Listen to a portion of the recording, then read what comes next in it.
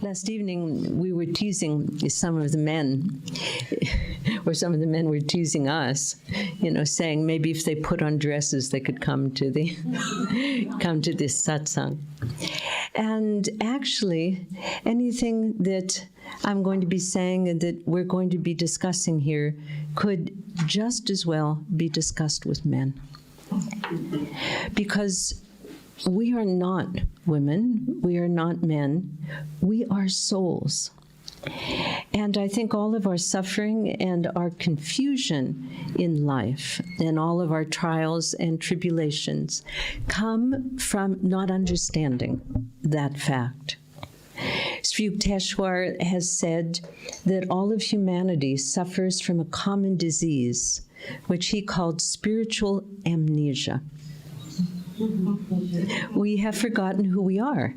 He went on to say, we think we are physical bodies that have a soul. Do you have a soul? Is there somebody here who doesn't have a soul? But that's wrong. It's backwards. Because we are a soul that has a body. So in this incarnation, our body has characteristics of female. Yogananda says that when he incarnates and he sees the personality that he needs to put on for that incarnation, the body he needs to put on, it's uncomfortable, like putting on a heavy wool coat in the summer season.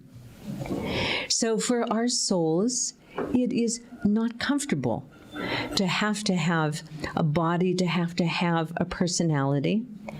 And yet, in order to incarnate, we need to do that. We do have a body, we do have a personality, and it's something that we need to accept as a temporary and passing thing. It is not our true identity.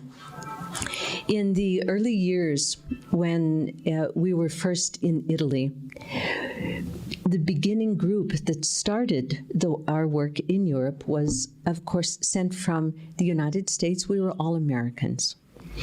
And the Italians who were coming, in many situations, were not very pleased with that, especially about the food, because we didn't know how to cook properly the Italian food.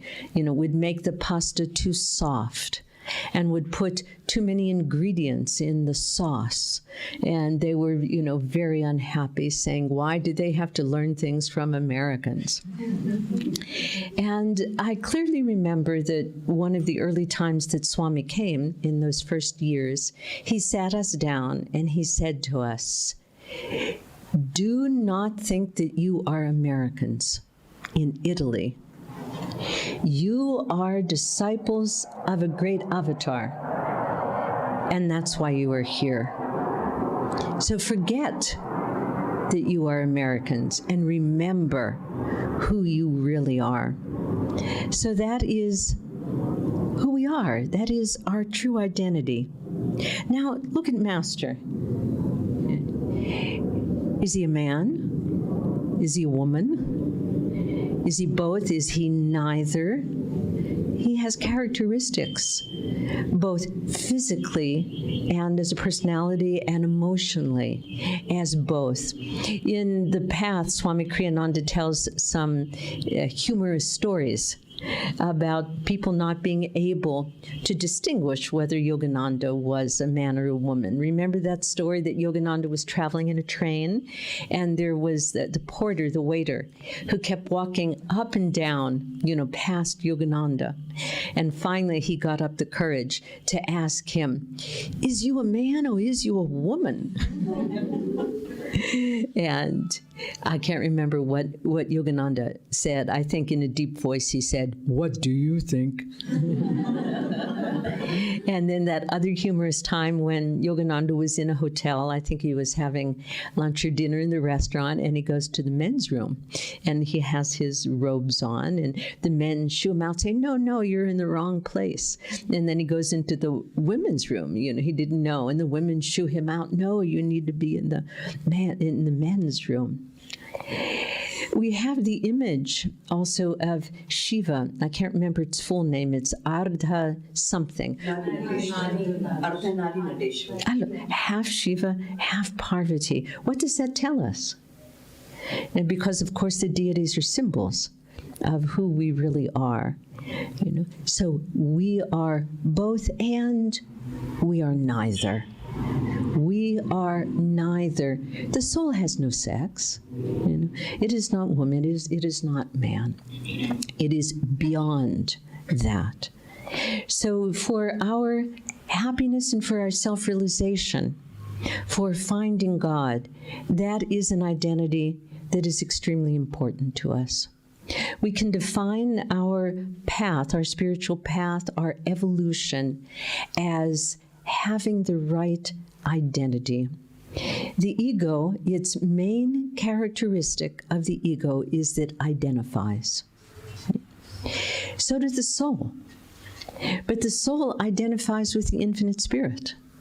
The soul knows that it is infinite. It is beyond all definitions. It is beyond all personality. But the ego doesn't. The ego is part of Maya. And the ego identifies. It identifies with its body being a man or a woman. It identifies with the country in which it happened to be born. Are you Indians? No. We are souls. We are disciples of a great avatar. And what is our destiny? Our destiny is to realize who, in fact, we truly are. Now, given this as the context, we also need to accept that in every incarnation, we have a dharma. We have an opportunity to evolve and to grow. And it's important in our life that we discover what that dharma is. And there are many signs that help us to know that. And one of those, a few of those signs are, what kind of physical body has the soul assumed for this incarnation? And when we accept that in this incarnation, the physical form is one of a woman, then we ask ourselves, what advantages does this fact offer me for my spiritual growth? And what are the disadvantages that I need to overcome? So what are the advantages of having a personality that is associated with a female body? What are the characteristics of the Divine Mother? There are clearly two forces in the universe.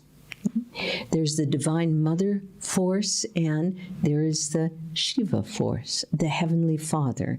It's the Shiva and the Shakti. You know the image of Shiva and Kali, where Shiva is prone, and she's standing on him with one foot on his chest in an attitude of victory, and she has her tongue out. It's a very interesting symbology. In the universe, it's fascinating that the Shiva principle, the male principle, is passive. And we see that in Shiva. Shiva prone at the feet of Kali, Shiva in the mountains, in the Himalayas, his two physical eyes are closed, he's in meditation, he's not very mobile. Okay? And it's Kali, it's Durga. I mean, how many arms do they have?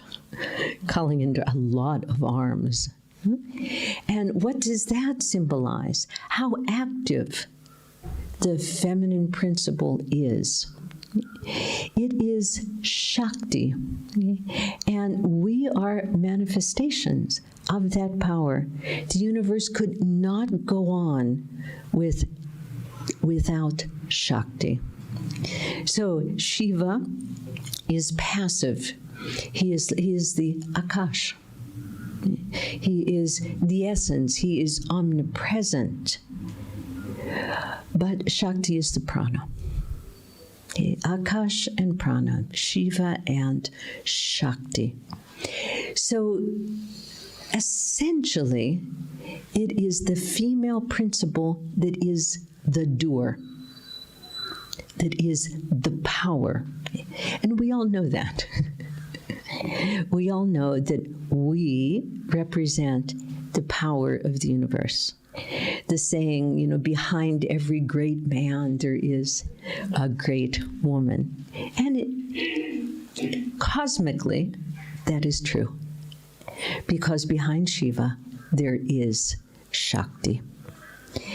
So this is not a reason for us to be proud. It is not a reason for us to go out and demonstrate for women's rights.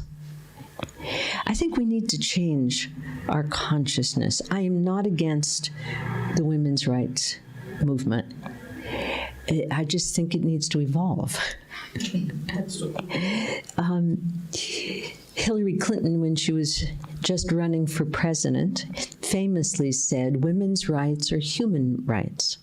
She was chastised for that, from the women's movement. She was right, absolutely right. But why are we thinking about rights? It's the world has gone into entitlement consciousness. What are we entitled to as women? What are we entitled to as Indians? What are we entitled to as citizens? But the devotee doesn't ask that question. Not, what is my right? What does the devotee ask? What is my duty? What is my dharma? Duty seen as dharma, not seen as being something imposed upon us, something that's unpleasant. But given that my soul has wisely chosen to incarnate in a female body, what are my duties? What is my dharma? What are my opportunities? So what are some of the qualities of the feminine aspect of the universe? One very important one is creating harmony and balance. Again, without Shakti, Shiva, and this whole universe cannot exist. The male power is one of conquest. The female power is one of harmony, of creating harmony in the home, harmony in the family, of creating harmony at work. When women try to be men, they will fail stupendously, at least spiritually, because that is not what's needed in this incarnation for us. I'm not saying that women should not be leaders. Of course we should be, because we have the qualities of leadership. But leadership is not about power, and it's not about conquest. It's about cooperation. And this is the age when cooperation is needed more than anything. Cooperation and tolerance and respect and working together. And we are forces for that in the universe. So think about that as being one of your major advantages, that by nature, the female is hardwired to create harmony, to bring together, to have a sense of family. But as devotees, this sense of family needs to go beyond the nuclear or biological or extended family. As devotees, we need to see the whole world as our family. And not only those who are like us, who look like us, who are similar to us, but those who are very different from us, who look differently, who think differently, who believe differently. We are forces for tolerance in this world. You have children. Probably all of you have children. Many of you have grandchildren. Who has more than one child? Raise your hand. more than one child. All right. Are those children, they have come from you and your husband, are they the same? They're vastly different, aren't they? Vastly different. And as a mother, you learn to be appreciative and tolerant of their nature. And you do not expect them to be like the other sibling. And if you are truly wise, you do not expect them to be like you. Or to follow your path or your understanding or whatever it is, you know. So if you have a profession, why would you expect your child to follow in that profession? If you have a business, why would you expect your child to follow and take over that business? So one of the big lessons that we learn as a human being, whether it's as a mother or a father, is to respect the nature of other people.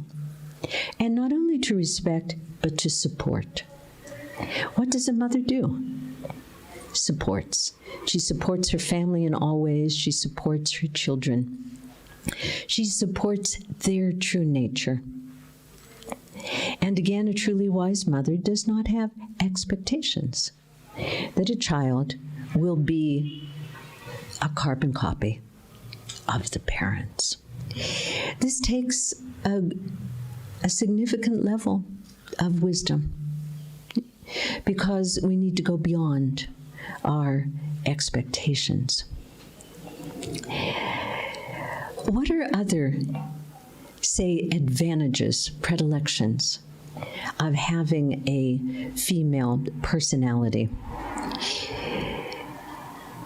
In addition to harmony, there's the aspect of calmness and peace. The woman is the center, of the home, of the family, is the point of reference. The woman is the safe port in times of storms. And of course there are storms. There's all of the difficulties that the husband and perhaps also yourself face in the business world, in earning a living and carrying forth things. There are all the storms of the children. How about the big storm called adolescence? And helping your children get through those terrible times. And so it's important for us to be the anchor of the family, to be calm in the midst of crashing worlds. That's what Yogananda said about the devotee. And from the Bhagavad Gita, we must learn to stand calmly, unmovable, unshaken. That was his word. To stand unshaken in the midst of crashing worlds. So the family, is going to be crashing worlds all the time. We just kind of lurch from one crisis to another. And the woman is the stability, is the emotional stability of the family.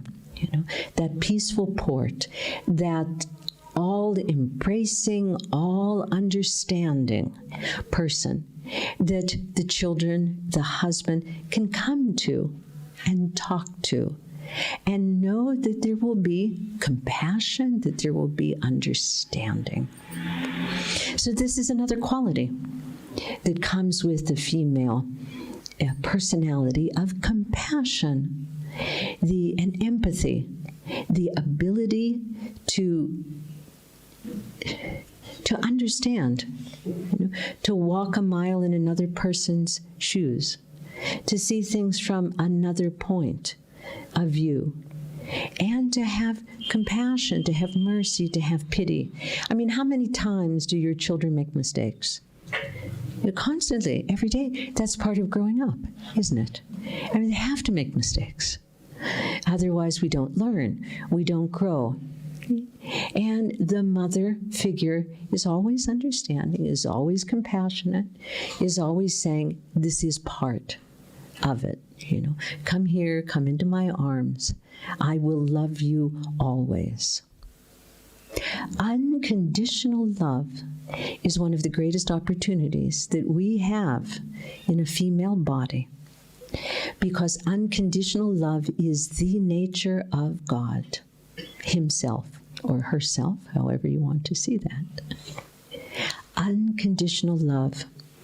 God loves every one of his children, including you, unconditionally, regardless of what you do or you don't do, regardless of your mistakes.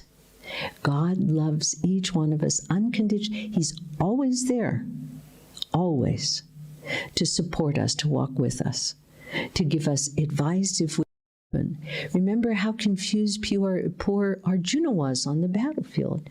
He had absolutely no idea what he was supposed to do. Here he was, the greatest warrior, almost, in the world at that time, and he sees all of his relatives, and he goes on and on about he just can't do this. He can't fight. He's not going to kill these people. And finally, at the end, it's actually the beginning of the second chapter of Bhagavad Gita. He says, Lord, I'm confused. I don't know what to do. I am your disciple. Guide me. So this, and then Krishna, takes it up and gives him the direction that he needs. This is God's unconditional love. No matter how confused we are, no matter how wrong we are, no matter how many errors we have made. Okay?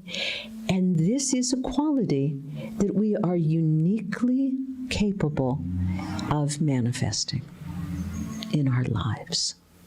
Okay? This doesn't mean that we don't see things that are wrong, we don't see injustice, that we don't see mistakes.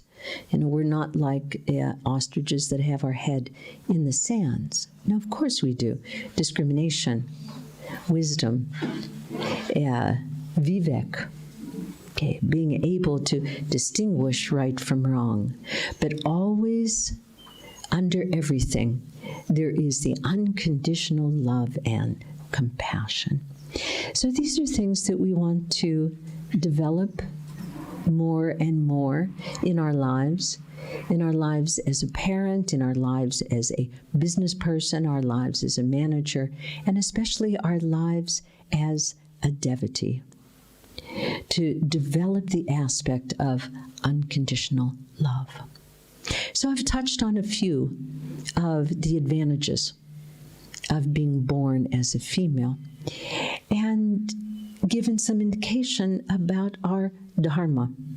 It is our duty to create harmony, to be tolerant, to bring peace, and to love unconditionally. Now I would like to look at the disadvantages, because nothing is one-sided in this world. It's interesting, I find, that the concept of the Divine Mother is both the Savior and also Maya itself. Divine Mother is Maya. Divine Mother is the Om vibration. She is Pranava. She is the Shakti, and she is responsible for creating this world of limitation and of delusion. So Divine Mother is Maya, and Divine Mother is also that vibration, because the Om has created the universe and it brings us back. The Om is the bridge. So Divine Mother has a dual nature. One is Maya, and the other is the bridge to cosmic consciousness. Swami Ananda, at one point, just in a satsang, it was when he was meeting with the monastics.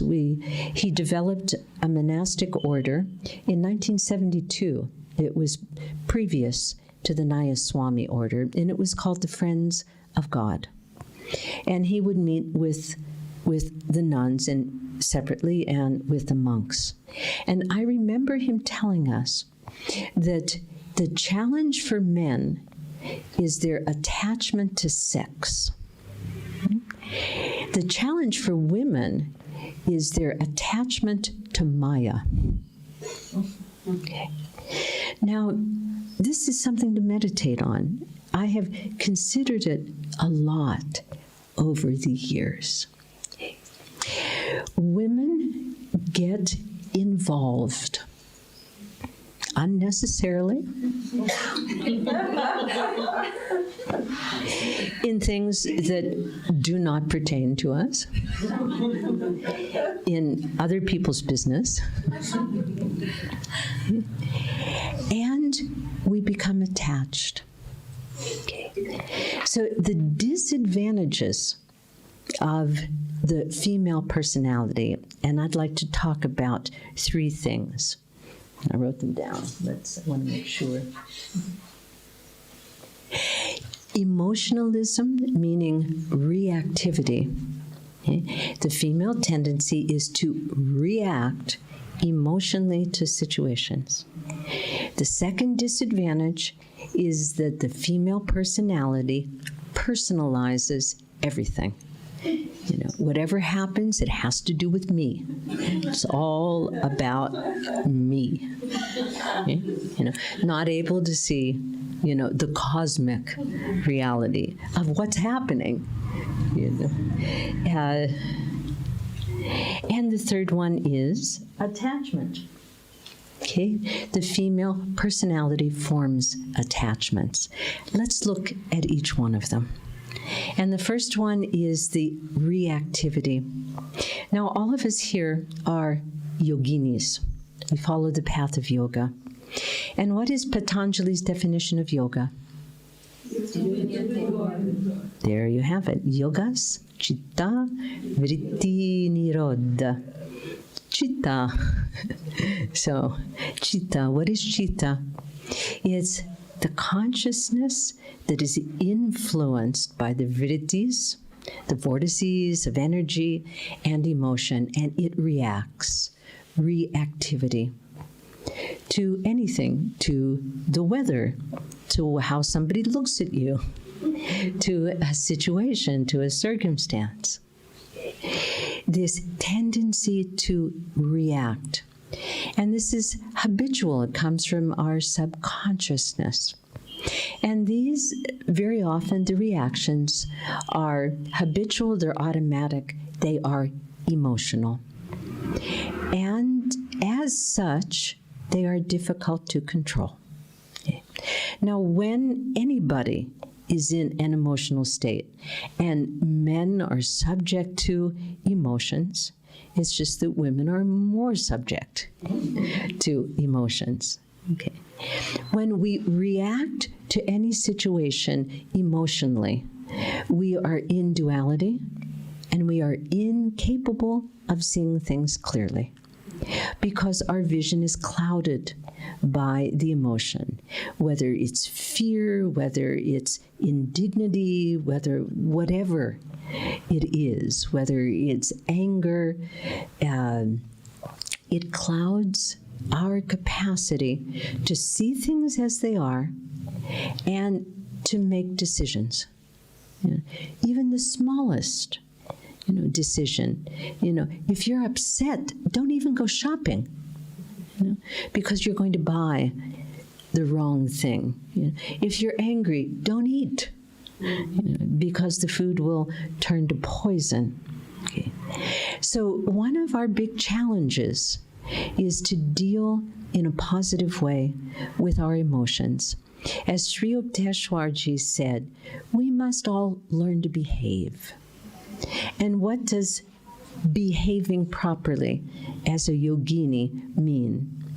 That we remain calm and cheerful in all circumstances, just unshaken.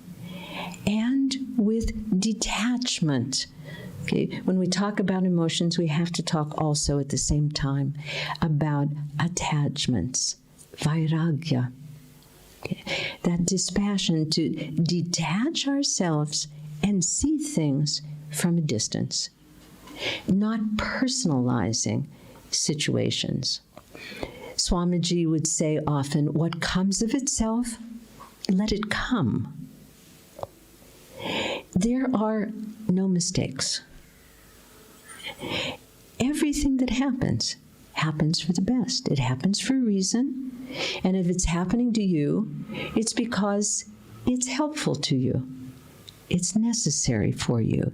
Yes, it was brought on by your karma, but remember that karma is not only a mathematical law, it is also the law of grace. That things happen that need to happen in order for us to evolve. Every single thing, every advantage or disadvantage that we have, every situation that happens in the family or at work or in meditation, if somebody shows you disrespect, whatever it is, it's ours. It comes to us for our growth. One of Swami's affirmations in the book Affirmations for Self-Healing is, I welcome everything that comes to me as an opportunity for further growth. Okay. Now, if we can remember this, it will help us to overcome emotionalism, and it will help us to behave properly. Rather than to react to a situation, we accept that situation as being ours, as being grace, as being an opportunity for further growth, and then we can see how we're going to grow. We might need to overcome something, we might need to change something, but if we react and say no, if we reject something and say, why me? This isn't fair. This isn't fair. It's always fair. The law of karma is fair, you know? But remember what Sri Yukteswarji said in the autobiography, 11th chapter, Outwitting the Stars. What man and woman has done, he can undo. And that's the grace in the law of karma. It comes back, so whatever mistaken perception or understanding that we had that created that energy, we can undo it. We can reverse it. We have that opportunity. So a yogini is always grateful for everything that happens. She's not going to react. She's not going to push it away. I'd like to read the very brief chapter from Affirmations for Self-Healing about acceptance. Because if we as women, if we as souls can comprehend this and put this into practice in our lives, we will make rapid progress on the spiritual path. One of the most difficult lessons in life is to learn to accept things as they are.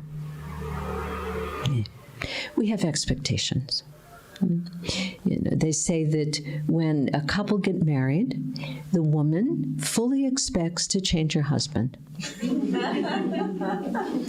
The husband fully expects that his wife will never change.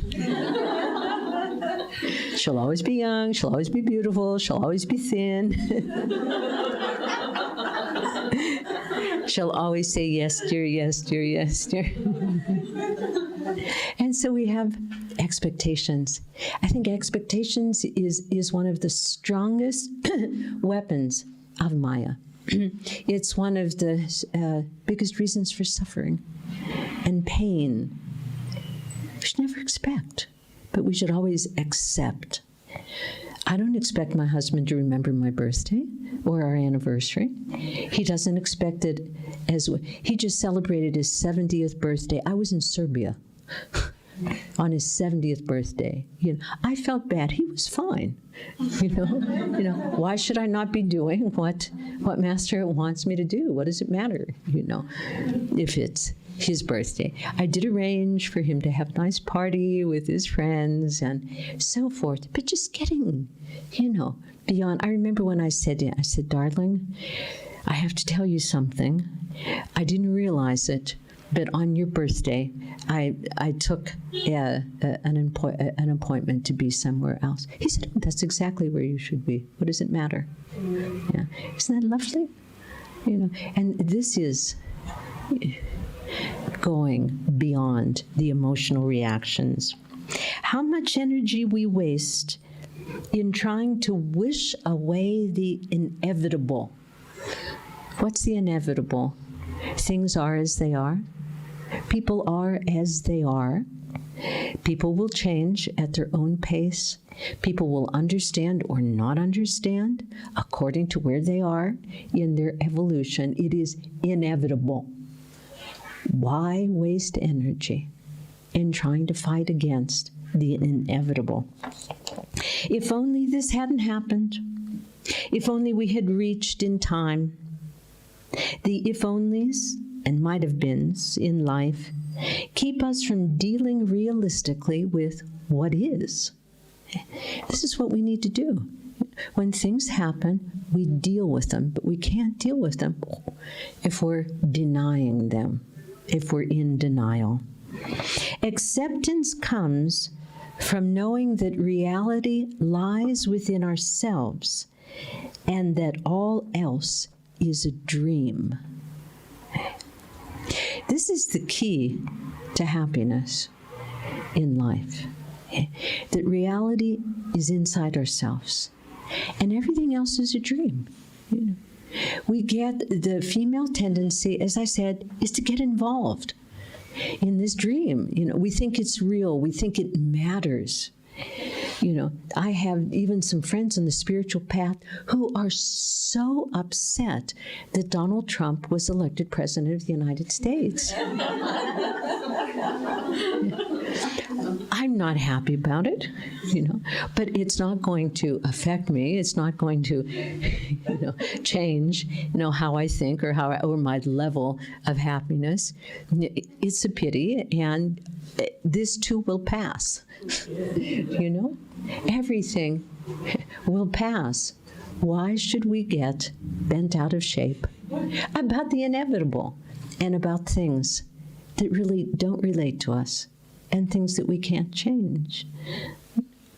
The willingness to accept what we cannot change, the inevitable, the courage to change what we can, and the wisdom to know the difference. Okay. Yeah. But only if we accept and realize it's a dream. We're going to wake up one day, it's all going to be gone, and nothing matters. Only our search for God matters. Only how much we love God. Only how much we serve God and love others and do our dharma to the best of our ability and not fall down into pettiness and becoming involved where we don't need to. Instead of learning to come to grips with 1,000 individual challenges, make the supreme effort to accept God unconditionally in your heart. And that means accepting everything that happens to you as coming from God. He is benevolent. He is merciful. And don't fight it. Just accept. It is what it is. This is how it is. Now, if it is your duty, if it is your challenge, if it is in your best interest to change, to overcome whatever, then you do that. Okay? But first, you have to accept that whatever it is has come to you from God because He loves you, because He wants you to grow. Okay? Let me read that again. Make the supreme effort to accept God unconditionally in your heart. Accept all that comes in life as coming from His hands. He will give you what is best for you if you live for Him alone. Let's do this affirmation together. Please sit up straight. And please affirm after me. I accept with calm impartiality. I accept with calm impartiality. Whatever comes my way. Whatever comes my way. Free in my heart. Free in my heart. I am not conditioned. I am not conditioned By any outward circumstance. by any outward circumstance. I accept with calm impartiality. I accept with calm impartiality. Whatever comes my way. Whatever comes my way. Free in my heart. Free in my heart. I am not conditioned I am not conditioned by any outward circumstance. by any outward circumstance. I accept with calm impartiality. I accept with calm impartiality. Whatever comes my way. Whatever comes my way. Free in my heart. Free in my heart. I am not conditioned I am not conditioned by any outward circumstance. by any outward circumstances.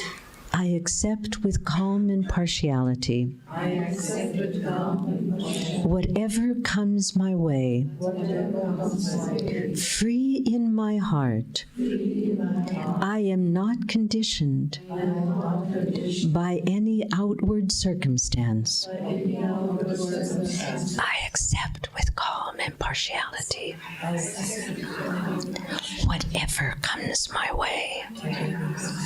Free in my heart. I am not conditioned by any outward circumstance. And mentally now, continue to affirm, focusing your gaze at the point between the eyebrows. I accept with calm impartiality whatever comes my way. Free in my heart. I am not conditioned by any outward circumstance. I accept with calm impartiality whatever comes my way. Free in my heart. I am not conditioned by any outward circumstance.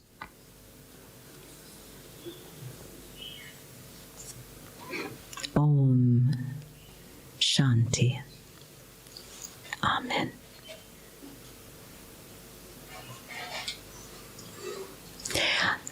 I'd like to give you the opportunity now to ask questions, and I will try my best to channel Guru and see how he. I'll warn you that I don't identify as a woman or as a man. And anyway, I will try to answer your questions. So what would you like to ask? When Yes. you said we are souls and we also have a dharma. Yes. So there is always a clash between the purity of the soul or the aspects of soul and the dharma. But I should say that it was answered by further your two sentences that wisdom comes when you know, with wisdom steps in. When you when you know how to identify when to give up. So that has answered, I think. Well, I think there are several aspects to your comment. First of all, it's the soul that is wise, intelligent, omnipresent, and it chooses our dharma. And dharma is different than karma. Dharma is our pathway to freedom. So when we discover and accept our dharma, and dharma in this sense doesn't mean being a wife, being a mother, any of that. It means understanding the lessons that we are perfectly capable of learning in this life. And so going beyond the identification of being a mother or a wife and understanding that the Dharma might be tolerance or unconditional love or acceptance. This is our pathway to freedom. Our Dharma never binds us, it liberates us. Okay? Karma is a different thing. It's unavoidable, but we can respond to the circumstances that our karma brings to us in an elevated and wise way by not reacting. Okay. Now, you mentioned at the end the words giving up, to know when to give up and to not give up. Okay. And I'm not exactly sure what you mean by that. Is it not to get attached to non-attachment? Yes. Is the key. Okay. Not to expect. All right. So letting go. It all comes from identity, from false identity. You think you are a mother. Okay. You aren't a mother. You represent the mother. And you think you have a son, you have a daughter. They're not yours. They are totally not yours. So when there's that identity, this is mine, that's ego, it belongs to me, it's my possession, then we're in trouble. And yes, we need to let go of that attachment and realize that we all belong to God, that the person whom you identify as your son or your daughter was quite possibly in a previous incarnation your mother, maybe, who knows, your teacher, maybe your teacher in this life as well. So going beyond identity helps us to go beyond attachment. What belongs to us? Nothing belongs to us. Nothing. We need to let go of it all and identify ourselves as souls and as disciples of a great avatar, because he is the one who will help us to overcome those identities. At the end of the story, detachment is not that difficult once we change our identification. And our identification becomes reinforced through our thoughts. And our thoughts are expressed through our words. We need to watch that. Swami never called anybody my student.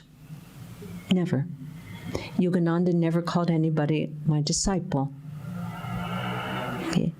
So you don't want to even think, my son. This wonderful soul who has come into my family. Because as we do that, the more it's my, that identification gets hardwired into our consciousness, and then we're attached. Other questions? Yes? If breath plays some role in controlling your emotions, Breath? into the creativity or into the positive action.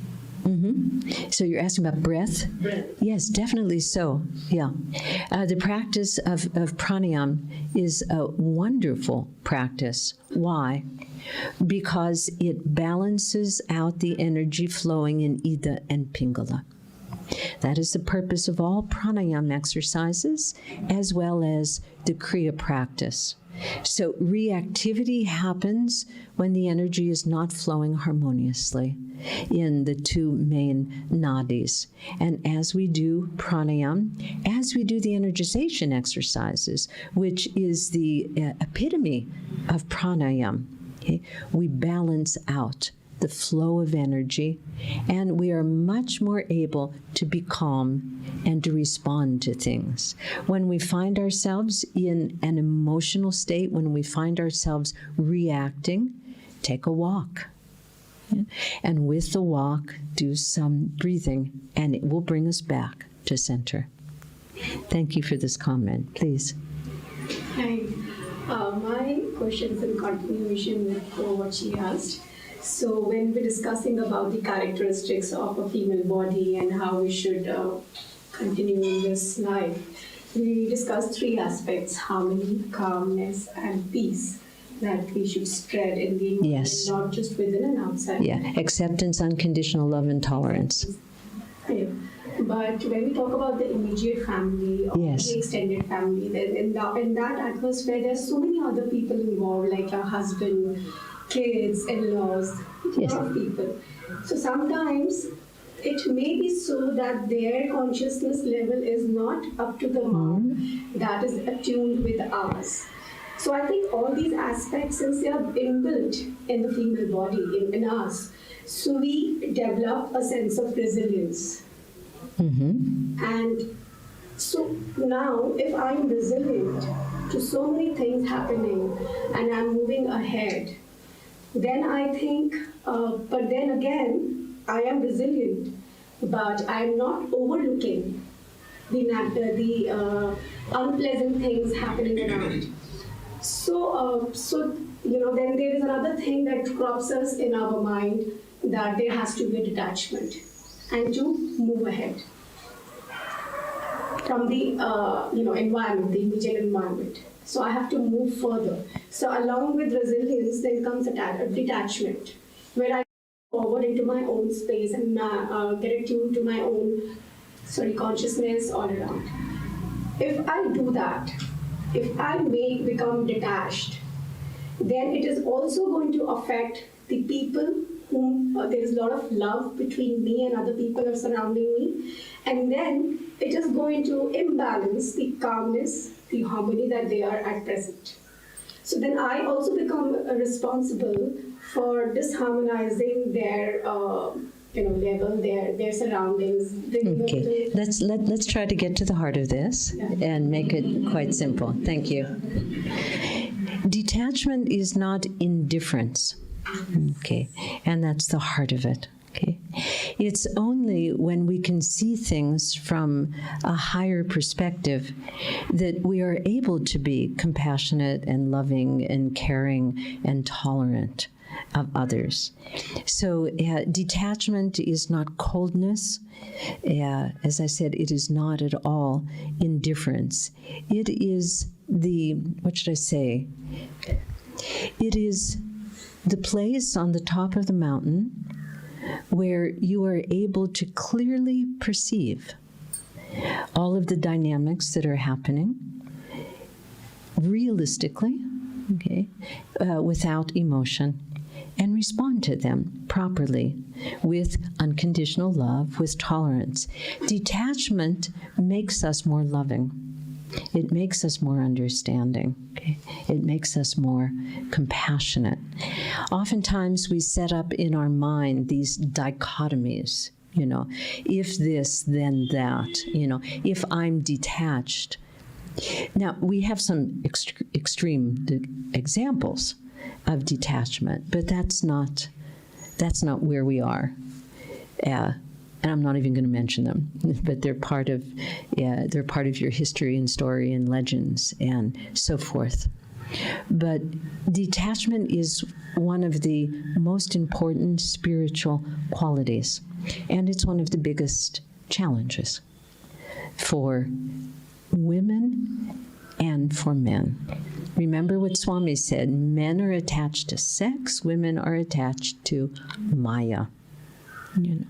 And what about relationships?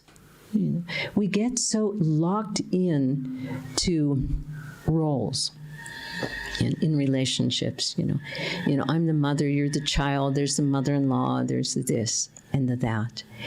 Once we're in touch with our reality, we see and appreciate these people not in their roles, but as human beings, as souls, in their evolution. I'm not saying it's easy, but this is our opportunity. Every life comes with opportunities, with challenges. Everything, what did Swami say? I welcome everything that comes as an opportunity for further growth. Other questions? Yes. Shivani, I think I heard you say a little while ago that Dharma is involved with lessons. No, I said Dharma is our pathway to freedom, and it is discovering, the lessons, exactly. Could you say a little more about that?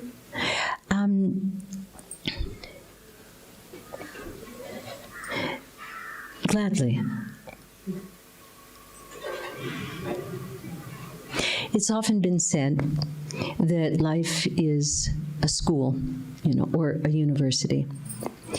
And our soul chooses the curriculum in every incarnation. So just as a student in school, if he's in a particular faculty, whether it's engineering or medicine or art, whatever it is, there are certain required classes. So in each incarnation, we have certain requirements, and there will be circumstances in which we have the opportunity to learn certain things and develop. Now, in Bhagavad Gita, 2nd chapter, Arjuna asks Krishna, tell me what are the marks of a realized person, the stita prajna. And Krishna goes on to describe what a perfect human being is like. Okay, so we could take this as being, those verses, as being the curriculum, the overall curriculum. And we need to learn all the things that we've talked about, to stand calm in the midst of crashing worlds, to be detached, to not react. And in each life, there are certain lessons, certain things to make whole, so that we become a perfect reflection of our perfect soul. And it could be, for example, to overcome anger, or impatience, or irritability, or intolerance, or criticism, or judging other people. And we can't do it all. If we find the key, dharma, the keys to our dharma, and we do that well, everything else will come into balance. Like Mahatma Gandhi, having perfected nonviolence, ahimsa, the other yamas and niyamas come more into balance and more into perspective. If we are aware, if we reflect, if we practice introspection, we see circumstances coming again and again and again in our lives. They repeat. And especially repeated circumstances are messages. They're indication of things that we need to learn. The first thing is not to blame other people. Okay. When things happen, it's nobody else's fault if something happens. So we can talk about Dharma in the terms of the curriculum that our soul has chosen for this particular incarnation. If we don't pass all of it, we get another chance, and another, and another. Yes, there was a question here somewhere, yes. Number 2. Number 1. I just wanted to ask, sometimes in life situations or in the workplaces basically, we have to take certain strong decisions, or we need to raise a lot of energy to balance the situation in the workplaces. So in that case, sometimes I feel I am not following all the spiritual whatever the guidelines given while doing this. So how to balance this? Maybe we are in much premature learning process. But if I try to follow both the things, a lot of hustle bustle comes in mind, and it's very difficult to Yogananda talked about false notions. And this is a false notion. Okay. Yata dharma stata jaya. Always remember that. Where there is dharma, where there is righteousness, where there is truth, there is victory. Where there is adharma, there is not victory. It will come back. It will come back. So we force things, we manipulate. It's going to come back. It's the boomerang. And it's going to get us. Think about Swami Kriyananda, always kind. So much of his advice, I remember him saying to me, there is no excuse for rudeness. Think about that. Doesn't matter how people abuse you, you know, what they say to you. No excuse for rudeness. Whoa. Just think about that. So when we follow truth, when we follow dharma, when we approach things from higher consciousness, we will be victorious. We cannot expect other people, as you were saying, to have the same mark, be up to the same mark. No. But that doesn't mean that we compromise. And this is one of the lessons we learn in life. We compromise, we lose. And it'll come back again and again until we learn that there is victory in dharma, in doing the right thing in the right way, with understanding, with compassion. And the business field is a great school and a great battleground. And you can always tell by how you feel. You know, you do something in any context. Do you feel calm, joyful, expansive, or do you feel nervous, worried? Mm-hmm. It happens to all of us. So evaluate the results of your actions. First, inside of yourself. How do I feel? You know, I just laid that person out because he was lazy, he missed his deadline, he doesn't care, whatever, and you told him. How do you feel? How do you feel? Calm? Joyful, loving. If not, then next time, maybe take a different approach. Dharma always wins. Remember that. Yes, please. Yes. Since women are different emotionally as well as physically, has anyone thought of exploring different techniques for meditation for women? Mm-hmm. Okay. There can be, perhaps we can use our attachment in a different way, in a positive way. I don't know. I'm just asking. This is a very good point. Thank you. What is your name, please? Your name? Hema. Again? Hema. Thank you, Hema. Yogananda had many prayers, and one of his prayers was, Divine Mother, make me so attached to you that I lose my attachment to everything else. So yes, Hema, this is a very good point. Since by nature, I mean, not higher nature, but by our personality nature, we tend to be attached. Let's become attached. Let's become attached to God, to Guru. Let's become attached to truth, to Dharma. Let's become attached. There are, for example, desire, Sri Yukteswar's song, desire my great enemy, with his soldiers surrounded me. So desire is the enemy, you know, he's the bad guy. But we live in a world of duality. Desire can also be positive. So if we're going to desire, let's desire satsang. Let's desire joy. Let's desire peace, you know. So yes, let's use, you know, the thorn to take out the thorn. So let's become attached. Let's become attached to our path, to truth, to God, to Divine Mother. Let's desire. Let's use our willpower in those ways. Let's use our nature, as Hema was saying, to achieve higher states. Thank you very much for making this point. Our time is up, but I'll take one more question. how to be strong. My personal problem is that I am being sucked with any other person's vibrations very easily.